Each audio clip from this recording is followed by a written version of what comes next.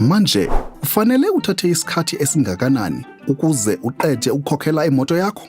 Ungakhetha isikhathi sezimali kusuka kwizinyanga ezingu-12 ukuya kwezingu-72.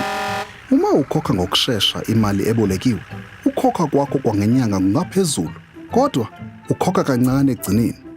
Kulesi sibonelo, uma ukhokha yonke imoto eminyakeni engu-4, uzokhokha cishe u-R4,000 ngenyanga, futhi inani lakho lonke seliphelele R190,000. Kodwa, uma ukhokhela leyo moto eminyakeni engu-6, izinkokhelo zakho zenyanga zingaphansi kuka-R3,000, kodwa ukhokha u-R21,000 ngaphezulu sekuphelele. Okukhethayo uncike ezidingeni zakho nohlelo lwemali, manje nakwiminyaka embalwa elandelayo. Ngakho-ke, ukuhlanganisa, isikhathi esincane usithatha ukhokhela imoto yakho, uma ukhokhela inyanga ngayinye, kodwa ukhokha kancane sekuphelele.